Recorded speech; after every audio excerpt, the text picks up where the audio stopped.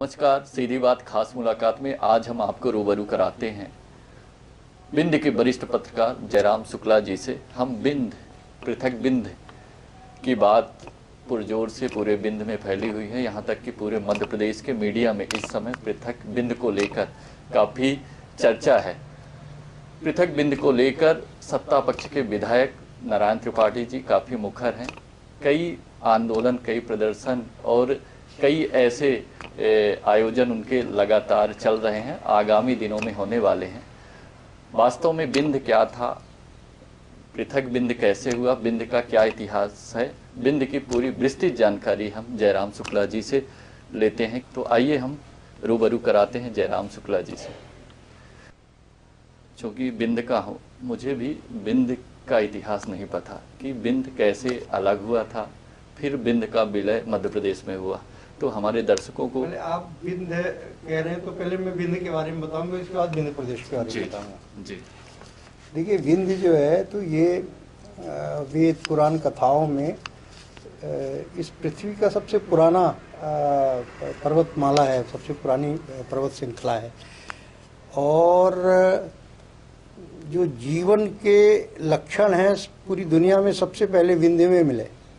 आप सीधी के हैं, सीधी में जो चुरहट की पहाड़ी है वहाँ पे यूनिसेलुलर फॉसिल्स मिला है, जिसने 60 करोड़ वर्ष पृथ्वी की आयु को और पीछे कर दिया है।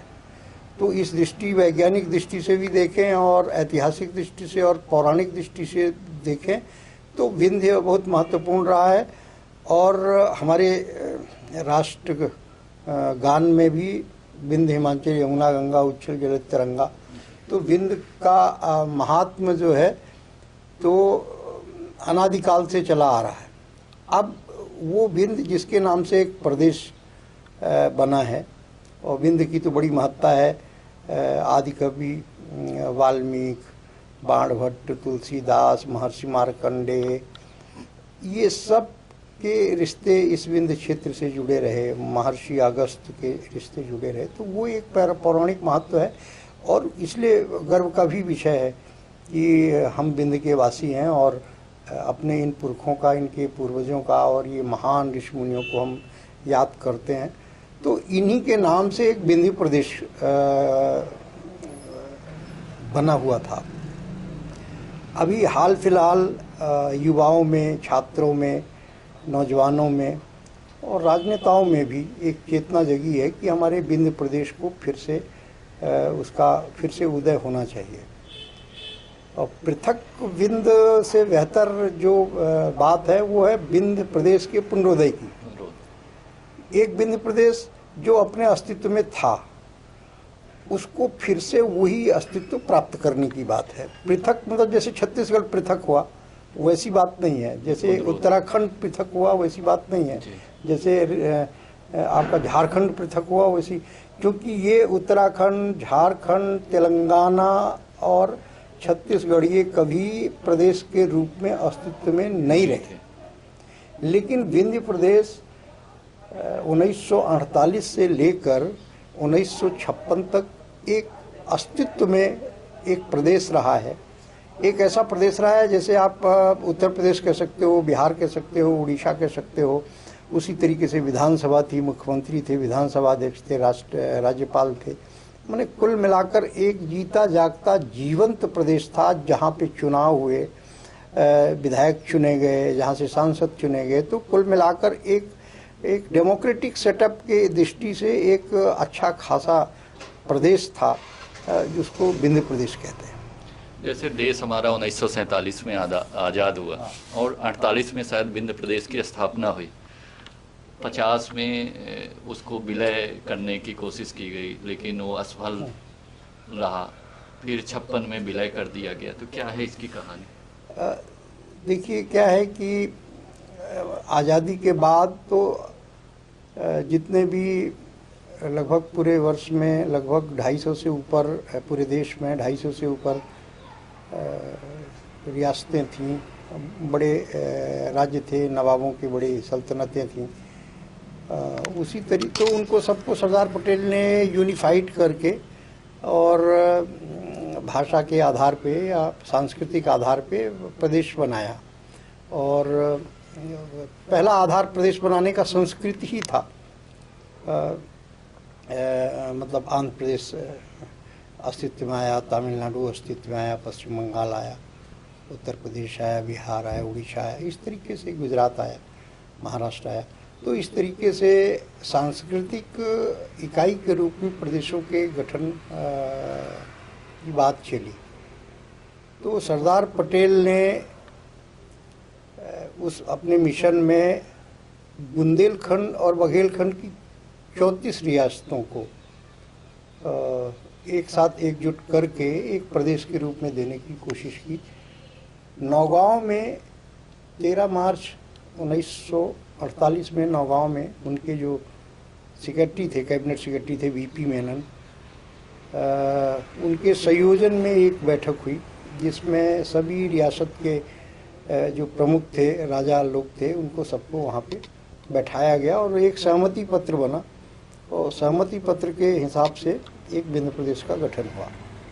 तब चुनाव हुआ नहीं था, एक अंतरिम सरकार बनी और बुंदेलखंड को भी एक अलग इकाई मान के और बघेलखंड को भी अलग इकाई मान के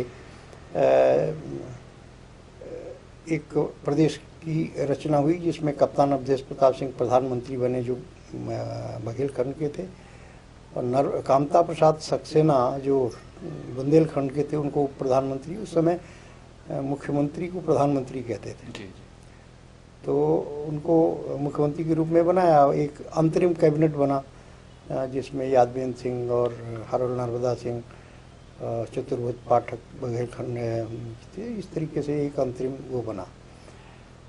और ये जो बुंदेलखंड और बघेलखंड की थ्योरी दी गई तो इससे थोड़ा सा विभेद की स्थिति बनी। बुंदेलखंड अब अलग खींचतान करता था, बघेलखंड अलग खींचतान करता था।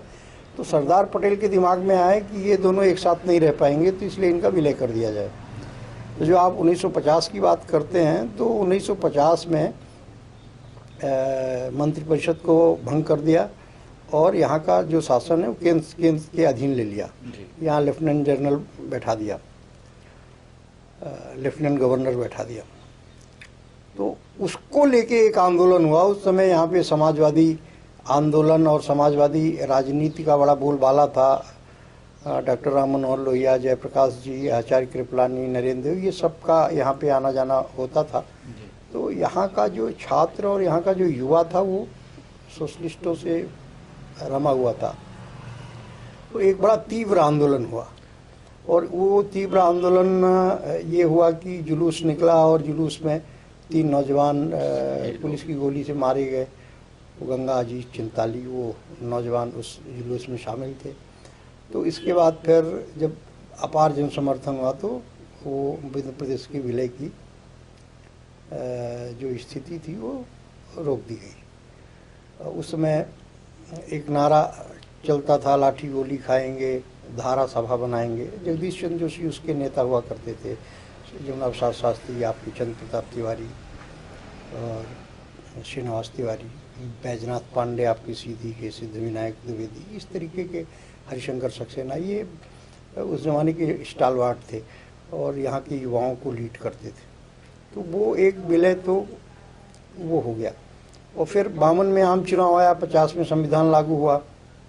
तो 48 से 50 तक अंतरिम सरकार रही और 50 से 52 तक ये यहाँ पे एक तरीके से राष्ट्रपति शासन कह सकते हैं। जी। राष्ट्रपति शासन रहा। तो ये 4 साल इस तरीके से 48 से 52 के बीच में बीते। 52 में फिर आम चुनाव हुए जैसे पूरे देश में होते हैं, वैसे यहाँ भी हुए पंडित शंभूनाथ से। हाँ, और इसके बाद फिर यहाँ पे विधानसभा में कांग्रेस का बहुमत आया। सोशलिस्ट पार्टी के 60 विधायक थे, 60 में 13 सोशलिस्ट पार्टी के थे, 4 रामराज परिषद के थे, 1 जनसंघ के भी जीते थे। तो कुल मिला के कांग्रेस पार्टी की एक मेजॉरिटी थी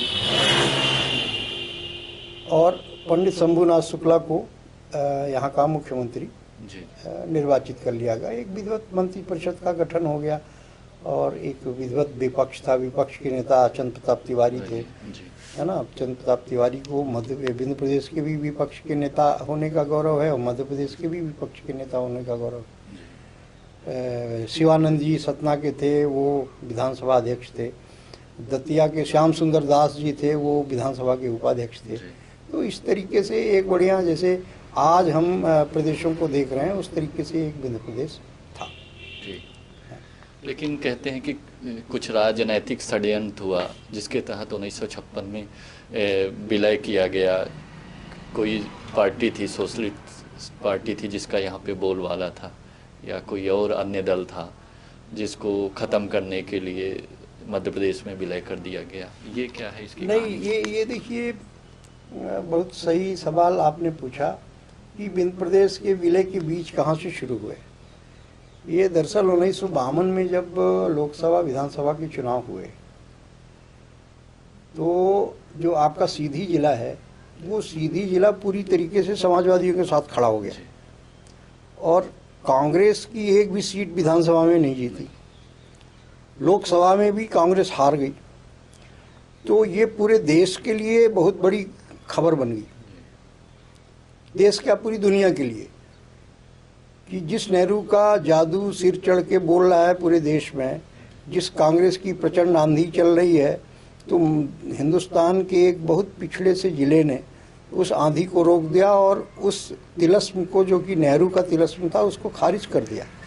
तो एक ये घटना हुई जिसको नोटिस लिया कांग्रेस पार्टी के नेताओं ने, और उनको ये लगा कि आज नहीं तो कल विंध्य प्रदेश एक ऐसा प्रदेश होगा जिसमें गैर कांग्रेस की सरकार स्थापित होगी। और मतलब एक तरीके से आप राजनीतिक दंभ की बात कर सकते हैं।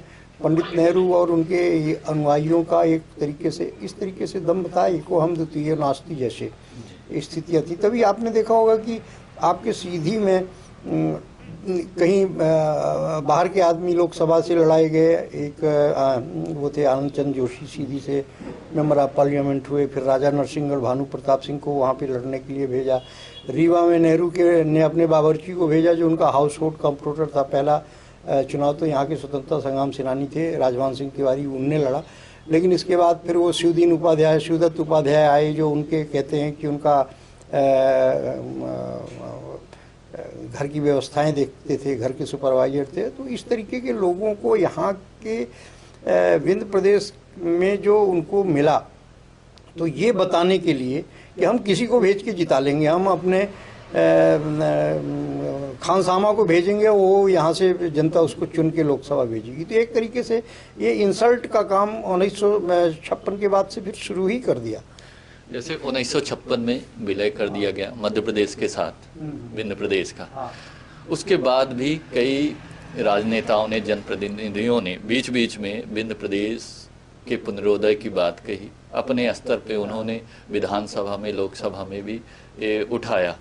तो इसकी कहानी हम थोड़ा सा जानना चाहते हैं कि किन किन नेताओं ने इस बात को सदन के समक्ष रखा, विधायिका में ले गए और कहाँ तक वो सफल हुए, और कैसी परिस्थितियां निर्मित हुई जिसके कारण वो सफल नहीं हो पाए आज तक। देखिए, पहले तो 1956 में जो यहाँ की विधानसभा में हुआ, उसके बारे में थोड़ा उल्लेख करना चाहेंगे। अभी मैं एक किताब पढ़ रहा था, मैंने ही संपादित की है इस किताब को, ये पुनरोदय का संघर्ष। इसमें पूरा डॉक्यूमेंटेशन है कि विंध्य प्रदेश कैसे बना, कैसे विलय हुआ, विधानसभा में कैसे बहस हुई, विंध्य प्रदेश में कैसे बहस हुई और मध्य प्रदेश में कैसे बहस हुई। तो इसमें आज ही मैं पढ़ रहा था कि 2 अप्रैल 1956 को विंध्य प्रदेश की विधानसभा में ये विलय का प्रस्ताव पंडित शंभूनाथ शुक्ल जी ने रखा, और भरे मन से रखा। ये ऑन रिकॉर्ड है। और उन्होंने कहा कि चाहता तो यहाँ कोई नहीं है, लेकिन बड़े बुजुर्गों की ऐसी राय है जो हमसे भी ज़्यादा अनुभव और बुद्धि रखते हैं। और उनने संकेतों में नेहरू की ओर इशारा किया, और बड़े कांग्रेस के पंत उस समय गृह मंत्री थे, गोविंद वल्लभ पंत। तो भारी मन से उन्होंने कहा कि विंध्य क्षेत्र में कोई सदस्य, यहाँ के लोग चाहते तो नहीं है, उनकी इच्छा है कि विंध्य प्रदेश बना रहे, लेकिन हमारे बड़े बुजुर्गों का अनुभव कहता है कि इसको मध्य प्रदेश में मिल जाना चाहिए। तो मैं ये प्रस्ताव सामने रखता हूँ। उस प्रस्ताव के विरोध में श्रीनिवास तिवारी जी ने 5 घंटे का भाषण दिया, और अद्भुत भाषण है वो। और उन्होंने डेमोक्रेसी की पूरी चीज़ की। आप एक तरीके से सोशलिस्ट पैटर्न सोसाइटी की बात कर रहे हो, आप सत्ता के विकेंद्रीकरण की बात कर रहे हो, आप गांधी के ग्राम स्वराज की और इसकी बात कर रहे हो, तो सत्ता का और ज़्यादा से ज़्यादा डिसेंट्रलाइजेशन होना चाहिए कि उसका केंद्रीकरण होना चाहिए। आप सत्ता को गांव-गांव तक पहुंचाइए, और आप तो एक पूरे राज्य को ही ख़त्म करने जा रहे हो। फिर दूसरा, तिवारी जी ने एक बात कहा कि मतलब ये एक अनडेमोक्रेटिक तरीका है, और कांग्रेस की सरकार को उन्होंने चैलेंज किया कि पूरे विंध्य प्रदेश में एक रेफरेंडम होना चाहिए, एक जनमत संग्रह होना चाहिए कि क्या यहाँ के लोग मध्य प्रदेश में मिलना चाहते हैं। तो इस तरीके की तमाम दलीलें और तमाम तर्क दिए गए। लगभग जो गैर कांग्रेसी विधायक थे वो तो पूरी तरीके से विंध्य प्रदेश के विलय के खिलाफ थे। कांग्रेस में भी जो लोग थे वो भी विलय के खिलाफ थे, और कईयों ने अपने विलय के खिलाफ अपने मत भी व्यक्त किए। लेकिन अब यदि नेहरू जी की संतुष्टि के लिए एक प्रदेश की बलि ली जानी की योजना बनी थी तो वो ली गई, क्योंकि वो सर्वशक्तिमान थे। और इसके बाद जब विलय हो गया तो फिर कई आश्वासन दिए गए कि भाई जो विकास में जो है तो वो संभाव रखा जाएगा, यहाँ प्रदेश के कुछ कार्यालय होंगे, प्रदेश स्तर के होंगे, यहाँ के डेवलपमेंट पे जोर दिया जाएगा। लेकिन ये झूठ और पाखंड रहा। कांग्रेस सरकार ने झूठ और पाखंड और छल विंध्य क्षेत्र की जनता के साथ किया। जब पूरा मध्य प्रदेश गठित हो गया तो क्षेत्रीय संतुलन के दृष्टि से ग्वालियर में खंडपीठ दे दिया, ग्वालियर में रेवेन्यू का ऑफिस दे दिया, ये ऑडिटर जनरल का ऑफिस दे दिया, एक्साइज का ऑफिस दे दिया, इंदौर में वाणिज्य का ऑफिस चला गया, इंदौर में लेबर का ऑफिस चला गया, इंदौर में खंडपीठ चली गई, भोपाल को राजधानी मिल ही गई, भोपाल को BHEL जैसे बड़ा कारखाना मिल गया, जबलपुर में हाई कोर्ट स्थापित हो गया, वहाँ पे केंद्र के डिफेंस के इस्टेब्लिशमेंट थे ही, विद्युत मंडल का मुख्यालय वहाँ पे रख दिया गया। तो पहले ही स्टॉक में 1956 में ही ये तय कर दिया गया था कि हम विंध्य क्षेत्र से और वहाँ के लोगों से इस बात का बदला लेंगे कि इन्होंने नेहरू जी को क्यों हराया। सीधी के उन गरीब भोले भाले चेतना संपन्न आदिवासियों से हम बदला लेके ही रहेंगे जिनने कांग्रेस पार्टी को खारिज किया और जिनने पंडित नेहरू को हराया। और वो आज बड़ा स्पष्ट लग रहा है। आज वो विंध्य प्रदेश विंध्य क्षेत्र जो सबसे ज़्यादा संपन्न है प्राकृतिक रूप से, खनिज के संसाधन के रूप में, पानी के संसाधन के रूप में, आज सबसे विपन्न है। तो ये भावना देखो 56 के बाद से ही दिमाग में रही। पहले तो ये ध्यान में था, लेकिन विलय के पहले जो उन्होंने कुछ शर्तें रखी थी कि इसको रीवा को एक स्टेट का राजधानी का दर्जा दिया जाएगा, लेकिन राजधानी का दर्जा दिए जाने जैसी कोई शर्त तो नहीं रही। लेकिन एक शर्त ये थी कि कुछ प्रदेश स्तर के कार्यालय जैसे एग्रीकल्चर का और फॉरेस्ट का और माइनिंग का, 3 के कार्यालय कई दिनों तक यहाँ पे प्रदेश के कार्यालय रहे। लेकिन देखो दुर्भाग्य क्या था कि यहाँ रेल हेड था नहीं, हवाई अड्डा था नहीं, रेल लाइन थी नहीं यहाँ पे। तो एक ये आवागमन या यातायात की असुविधा को देखते हुए जो ब्यूरोक्रेट्स हैं, जो नौकरशाह हैं भोपाल में बैठे हुए, उनने धीरे धीरे यहाँ से सब समेट लिया। तो वो एक स्थिति थी। बड़े मुश्किल से तो यहाँ पे बाणसागर बन पाया, अभी 2006 में उसका उद्घाटन हो पाया। तो कुल मिला के एक लंबी उपेक्षा और एक लंबी विषमता और एक लंबी प्रताड़ना का दौर इस विंध्य प्रदेश ने झेला है। और इस बीच में देखिए क्या है कि एक दुर्भाग्य ये भी रहा कि कांग्रेस पार्टी तो पूरे देश में उसका डंका बज ही रहा था। यहाँ समाजवादी थे और समाजवादी एकजुट रहते जो, तो ये बात बन जाती, मतलब जो विंध्य प्रदेश को लेके जो आंदोलन है ये तब भी जारी रहता। और मुझे लगता है कि ये जो छत्तीसगढ़ बना है इससे पहले विंध्य प्रदेश का उदय हो जाता। लेकिन समाजवादी दल जो एक प्रतिरोध की ताकत था वो कई हिस्सों में बट गया। लोहिया का गुट अलग हो गया, नरेंद्र देव का गुट अलग हो गया, जयप्रकाश जी उसमें चले गए, सर्वोदय में चले गए, और ये समाजवादी गुट ही आपस में लड़ने लगे, कई विखंडन इनके हो गए। तो एक ताकत जनता को जो लीड करते थे ये लोग गरीब जनता के बीच में जाते थे, तो एक ताकत ये कम हो गई है। फिर ये 90 आते आते समाजवादी या तो कांग्रेस पार्टी में शामिल हो गए या भारतीय जनता पार्टी में शामिल हो गए, या जो कुछ बचे तो वो बहुजन समाजवादी पार्टी का हाथ जोड़ लिया। तो एक प्रतिरोधक क्षमता जो राजनीतिक थी यहाँ पे सोशलिस्टों की, वो खत्म हो गई। अगर हम वर्तमान राजनीतिक परिदृश्य की बात करें, अगर हम 15-17 साल की बात करें तो 2 साल कांग्रेस का ये जो वर्तमान कार्यकाल छोड़ दें, तो विगत 15 सालों से मध्य प्रदेश में बीजेपी सत्ता में थे, उसके बावजूद भी अभी अगर हाँ निश्चित नहीं। देखिए क्या होता है कि जैसे आज का जवान बोल रहा है, छात्र बोल रहा है, नौजवान बोल रहा है, और देखिए ये जो इस तरीके की बातें हैं, इस तरीके का आंदोलन है, वो नेता नहीं चलाते, वो चलाती है जनता, और जन भावना के ज्वार से वो आंदोलन उमड़ते हैं।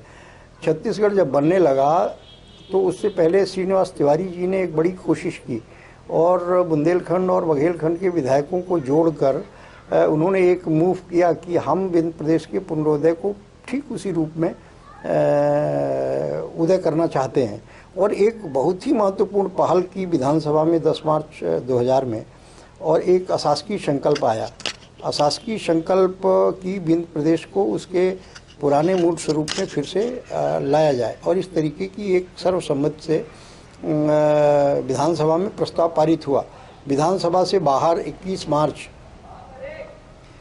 मार्च को विधानसभा के बाहर एक अधिवेशन हुआ, उसमें 27 जनप्रतिनिधि शामिल हुए, जो आपके बुंदेलखंड के थे और बघेलखंड के थे। मतलब कुल मिला के एक अच्छा खासा प्रतिनिधित्व, यानी सेवड़ा के विधायक थे केसर चौधरी, तो मगन लाल गोयल भी थे, तो राकेश शुक्ला भी थे जो पन्ना के विधायक थे, कैप्टन जयपाल सिंह थे, लक्ष्मी नारायण नायक थे, इधर इंद्रजीत कुमार जी थे, पंजाब सिंह थे, राम प्रसाद सिंह शहडोल के थे, राजमणि थे, रमाकांत तिवारी, शिवमोहन सिंह जी थे, और श्रीनिवास तिवारी तो थे ही, वो शबनम मौसी थी, और दतिया से वो राजेंद्र भारती।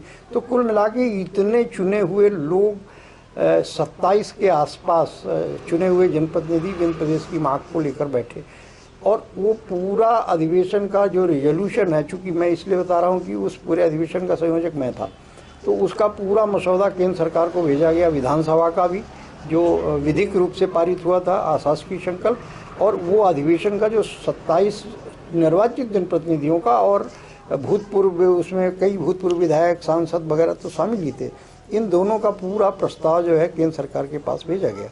31 जुलाई 2000 को ही सुंदरलाल तिवारी जो रीवा लोकसभा के सदस्य थे, उन्होंने पार्लियामेंट में लोकसभा में इस सवाल को रखा कि विंध्य प्रदेश के पुनरोदय का एक संकल्प आपके सामने आया है और कृपया उस पर विचार करिए। तो लाल कृष्ण आडवाणी जी जो कि उस समय गृह मंत्री थे, तो उन्होंने इस बात का पूरा आश्वासन दिया कि हम उस प्रस्ताव को देखेंगे, उस पर विचार करेंगे, उस पर परीक्षण करवाएंगे और जो यथोचित कार्रवाई होगी करेंगे।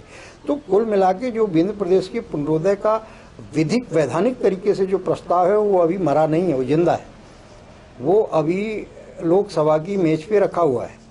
बस अब यहाँ के जनप्रतिनिधि का दायित्व बनता है, यहाँ के जो मेंबर ऑफ पार्लियामेंट है, चाहे बुंदेलखंड के हिस्से के 4 मान लो, 4 इधर, तो 8 मेंबर ऑफ पार्लियामेंट हैं, वो मिलके यदि लोकसभा में इस बात को एकजुट होकर उठाएं, जैसे कि तेलंगाना के सांसदों ने उठाया था, फिर तेलंगाना उनको अलग करना पड़ा, तो उस तरीके से इन लोगों को कोशिश करनी चाहिए। अगर हम विंध्य की पुनरोदय की बात करें और वर्तमान परिदृश्य की बात करें, तो जैसे सत्ताधारी होते हुए, सत्ता दल के विधायक होते हुए भी नारायण त्रिपाठी जी जिस तरह से मुखर हैं, पूरे विंध्य में उनके आयोजन हो रहे हैं, जनसभाएं हो रही हैं, और वो एक जन चेतना का रूप देना चाहते हैं इसको। देखिए, तो इस तरह से जैसे 2 दल हैं यहाँ पे प्रमुख रूप से, कांग्रेस और भाजपा, इनके भी जनप्रतिनिधि, जैसे कांग्रेस का भी विधायक चाहता है कि विंध्य का फिर से पुनरोदय हो जाए, उसकी जो अगर आप उसके अंदर टटोलेंगे तो कांग्रेसी भी चाहता है और भाजपाई भी चाहता है, लेकिन राजनीतिक स्वार्थ के कारण वो लोग मुखर नहीं हो पा रहे। देखिए एक चीज है, ये नारायण जी तो बहुत अच्छा काम कर रहे हैं, और हर व्यक्ति, हर विंध्यवासी का दायित्व है कि नारायण जी की तरह जज्बा उसमें हो। होता ये है कि कोई भी राजनीतिक आंदोलन जब तक जन भावनाओं का उबाल तेज नहीं होता। जब तक नेता ये नहीं जानेगा कि विंध्य प्रदेश की उपेक्षा की वजह से जनता नाराज है और वो हमारा साथ नहीं देगी, जिस दिन ये महसूस होने लगेगा कि हमारी सीट खतरे में है, हम अगला चुनाव नहीं जीत पाएंगे, उस दिन से सब विंध्य प्रदेश बोलने लगेंगे, सब विंध्य प्रदेश चिल्लाने लगेंगे। तो एक बड़ी चेतना जगाने का जो काम है तो वो किसी ना किसी को करना होता, तो वो नारायण त्रिपाठी जी कर रहे हैं। छोटे छोटे संगठन, भोपाल में 3 संगठन विंध्य प्रदेश के बने हैं, सतना में 4 संगठन विंध्य प्रदेश को लेके बने हैं, रीवा में 4-5 छोटे छोटे संगठन विंध्य प्रदेश को लेके बने, सीधी में संगठन बने हुए हैं। तो इस तरीके से जो छोटे छोटे संगठन है, इनका एक कन्फेडरेशन बन जाएगा। धीरे धीरे आज सबसे ज़्यादा छात्र विंध्य प्रदेश की बात कर रहा है, नेता बात नहीं कर रहे हैं, पॉलिटिकल वर्कर विंध्य प्रदेश की बात नहीं कर रहे हैं, लेकिन कॉलेज का छात्र विंध्य प्रदेश की बात कर रहा है, किसान विंध्य प्रदेश की बात कर रहा है, जो बेरोजगार है वो विंध्य प्रदेश की बात कर रहा है। तो ये जो बात तेजी से उठेगी, ये आंदोलन युवाओं को अपने हाथ में लेना पड़ेगा, छात्रों को अपने हाथ में लेना पड़ेगा। रीवा विंध्य प्रदेश का इतिहास रहा है कि चाहे स्वतंत्रता संग्राम हो, यहाँ स्वतंत्रता संग्राम की लड़ाई बुड्ढों ने नहीं लड़ी है, छात्रों ने लड़ी है, और स्कूल के छात्रों ने लड़ी है। स्कूल के छात्रों को जेल हुई है, उनको बेंतें अंग्रेज सरकार ने मरवाई है। समाजवादी आंदोलन किसने लड़ा है? वो 24-25 साल के नौजवानों ने, कॉलेज के विद्यार्थियों ने, स्कूल के विद्यार्थियों ने लड़ा है। समाजवादी आंदोलन जो 50 के आंदोलन की बात मैं कर रहा हूँ, उस समय तो सभी विद्यार्थी थे, श्रीनिवास तिवारी, जमुना शास्त्री, अच्युतानंद, जगदीश जोशी, किरणपाल सिंह, रामकिशोर शुक्ला, ये सब के सब स्टूडेंट थे। तो यहाँ की लड़ाई स्टूडेंट ने लड़ी। भगत सिंह, ये पंदर सिंह तो यहीं मार्तंड स्कूल में, दरबार कॉलेज में ही पढ़ते थे ना, यहाँ से उसी साल गए इलाहाबाद। वो तो छात्र ही थे ना जो 42 में अंग्रेजों ने जिनको गोली मारी और इलाहाबाद में वो शहीद हुए। तो ये आंदोलन छात्रों को आंदोलन बताना पड़ेगा। और देखिए, हमारी सबकी जिम्मेदारी, एक मीडिया से जुड़े होने के नाते, एक संस्कृति और साहित्य से जुड़े होने के नाते हमारी है, आपकी ये जिम्मेदारी बनती है कि हम विंध्य प्रदेश में जन जन को इस बात को बताएं कि हमारे साथ 1956 से लेकर अब तक किस तरीके से एक अन्याय हुआ, हमारी उपेक्षा हुई और एक ऐसी विषमता की स्थिति पैदा कर दी गई। आज पूरे देश में हर 10वां घर में जो रोशनी होती है ना, वो हमारे सीधी के, सिंगरौली के कोयले से पैदा हुई बिजली की होती है। और अब तो दिल्ली की जो मेट्रो दौड़ती है वो हमारे बिजली से दौड़ती है ना जी। हर 10वें बंगले की जो बुनियाद है, जो साहब लोग दिल्ली में लुटियन जोन्स में रहते हैं या भोपाल के 74 बंगले, 45 बंगलों में रहते हैं, उनके बंगलों की बुनियाद हमारे सीमेंट से रखी हुई है। तो ये जन जन तक बताने की जरूरत है कि सीमेंट हम पैदा कर रहे हैं, कोयला हम पैदा कर रहे हैं। पूरे मध्य प्रदेश में सबसे बेहतरीन फॉरेस्ट कवरेज 33% फॉरेस्ट कवरेज यदि कहीं है तो हमारे विंध्य प्रदेश में है। वाइल्ड लाइफ, दुनिया की सर्वश्रेष्ठ वाइल्ड लाइफ हमारे पास है। यानी आप टेलीविज़न में हर दूसरा बाघ देखते हो, डिस्कवरी में या प्लेनेट में या नेशनल ज्योग्राफी में जो टाइगर देखते हो ना, वो हमारे विंध्य प्रदेश इसका बांधवगढ़ का होता है। तो हमारे पास संजय नेशनल पार्क है, बांधवगढ़ है, पन्ना नेशनल पार्क है, ओरछा का नेशनल पार्क है, 4 नेशनल पार्क हैं हमारे पास। ओरछा जैसा टूरिज्म डेस्टिनेशन है, खजुराहो है हमारे पास, चित्रकूट है हमारे पास, अमरकंटक है हमारे पास, शारदा माँ का आशीर्वाद है, पीताम्बरा जो दतिया की हैं, पीताम्बरा माँ का आशीर्वाद है, कामद गिरी का आशीर्वाद है, यहाँ महामृत्युंजय का आशीर्वाद है, वढ़ौरा नाथ का आशीर्वाद है। तो इस तरीके से आप ये देखेंगे तो हमारे पास रिलीजियस, स्पिरिचुअल, आध्यात्मिक, सांस्कृतिक, साहित्यिक पूरी विरासत है। और इस पूरी विरासत के आधार पे हम अपने अस्तित्व की अलग पहचान चाहते हैं। आपने हमको छला है, आपके 100 में से 45 पैसे, 100 पैसे में 45 पैसे का हम योगदान देते हैं नेचुरल रिसोर्स से। हमारी खदानें हैं, हमारे फॉरेस्ट, हमारे जो रिसोर्सेज हैं, उसको 45 पैसा, 100 पैसा आपको मिलता है, 45 पैसा हम देते हैं।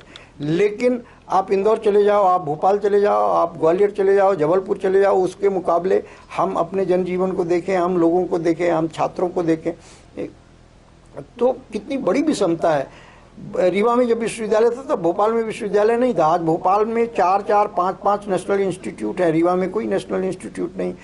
जबलपुर में 3-3, 4-4 यूनिवर्सिटी हो गई। एनआईटी जबलपुर में हो गया, मेडिकल कॉलेज को यूनिवर्सिटी बना दिया, वेटनरी कॉलेज को यूनिवर्सिटी बना दिया, एग्रीकल्चर यूनिवर्सिटी पहले से थी, रानी दुर्गावती यूनिवर्सिटी पहले थी, 4 विश्वविद्यालय, 2-3 नेशनल इंस्टीट्यूट, ला का नेशनल इंस्टीट्यूट वहाँ पे खुल गया। करीब 6 से 7 नेशनल इंस्टीट्यूट जबलपुर में खुले हुए हैं।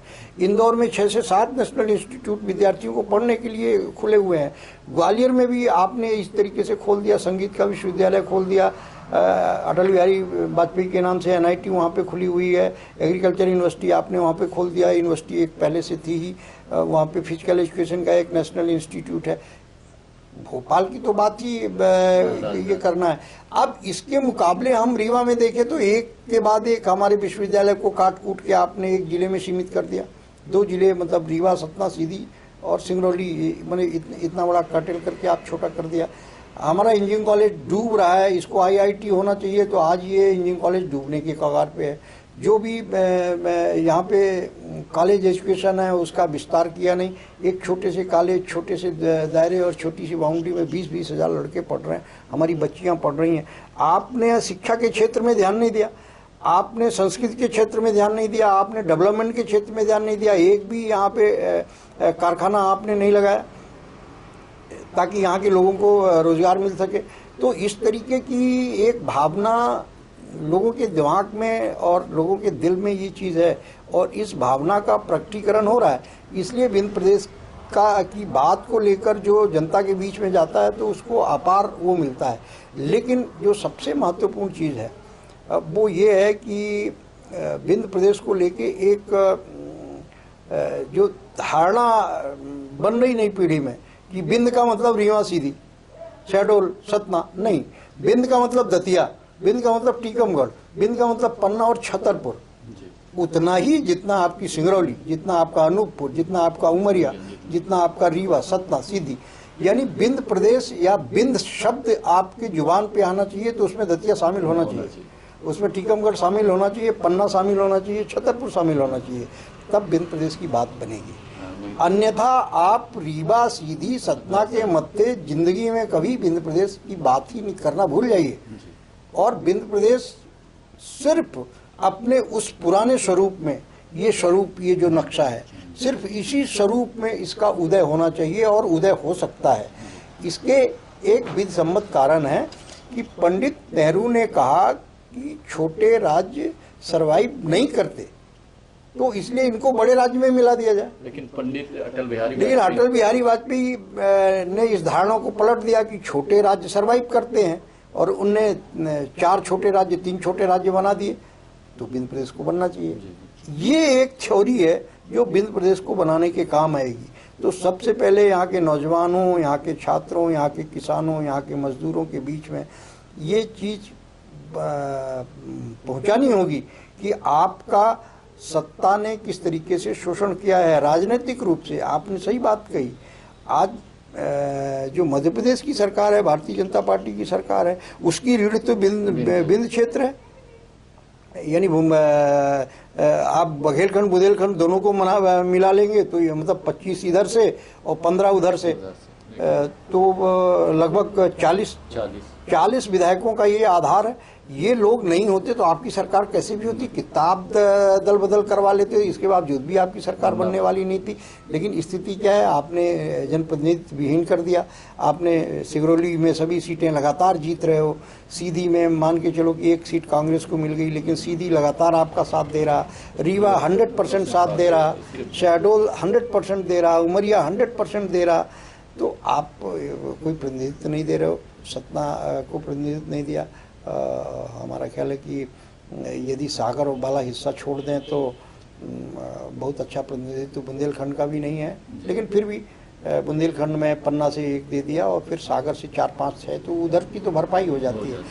लेकिन जो भारतीय जनता पार्टी के खिलाफ जो इलाका गया, यानी चंबल, वहाँ का हर दूसरा भारतीय जनता पार्टी का जो विधायक है वो मंत्री, और यहाँ पे मतलब 30 में 25 भारतीय जनता पार्टी के विधायक हैं, आपने उनको मंत्री नहीं बनाया। तो ये भावनाएं भी आखिर जनता ही अपने नेता को चुनती है ना, तो उस जनता के हृदय में ये चीज़ घर कर गई है और घर कर रही है कि हमारी और हमारे नेताओं की आप उपेक्षा कर रहे हो। इसलिए विंध्य प्रदेश की बात चल पड़ी।